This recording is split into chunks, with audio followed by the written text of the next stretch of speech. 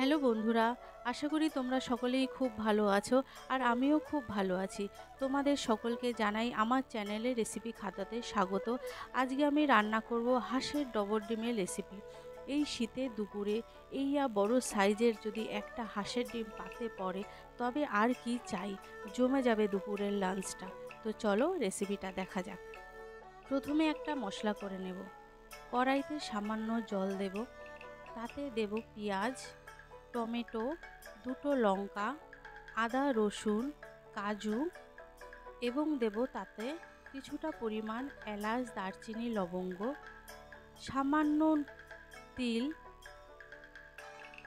দেব নুন আর দেব কয়েক টুকরো নারকেল,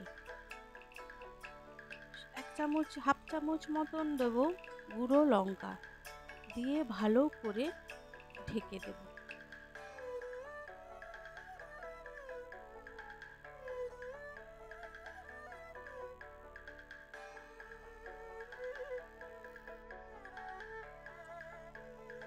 কিছুক্ষণ সেদ্ধ হয়ে গেলেই এটাকে আমি এবার মিক্সি করব, নেড়ে চেড়ে নেবো ভালো করে। তারপরে দেখুন আমি মিক্সি করব, মিক্সির মধ্যে মশলাগুলো দিতে থাকবো। দেওয়া হয়ে গেলে মশলাটা আমি মিক্সি করে নেব। ব্যাস, মিক্সি হয়ে গেল। এবার একটা কড়াই নেব, তাতে সামান্য পরিমাণ দিলাম তেল। সেই তেলে সেদ্ধ করা ডিমগুলো আমি মাঝখান দিয়ে কেটে রেখেছিলাম, সেগুলো আমি ভালো করে ভেজে নেব। একটু নেড়ে চেড়ে উলট পালট করে ভালো করে ভেজে নিতে হবে এবং ওই তেলেই আমি দেব জিরে ফোড়ন, তাতে দিলাম তেজপাতা আর শুকনো লঙ্কা আর দেব দারচিনি।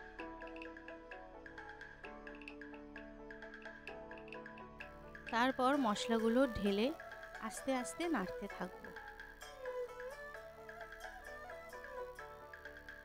কিছুক্ষণ কষানোর পর তাতে দিলাম সামান্য পরিমাণে হলুদ আর ওই মশলা ধোয়া জলটা।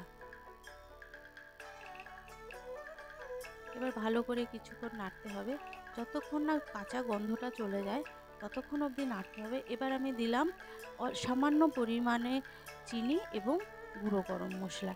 এবার দিয়ে আবার ভালো করে আমি নাড়তে থাকবো। কিছুক্ষণ নাড়া হয়ে গেলে ঢেকে দেবো।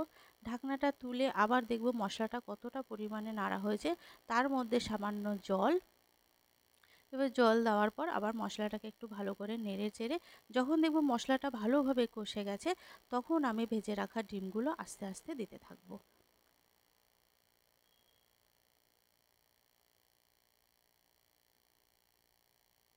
ডিমটা দিয়ে আবারও ভালো করে নাড়াচাড়া করতে হবে, যাতে ডিমের মধ্যে মশলাগুলো ভালো করে ঢোকে। এবার তার মধ্যে দিয়ে দিলাম আমি দুটো কাঁচা লঙ্কা।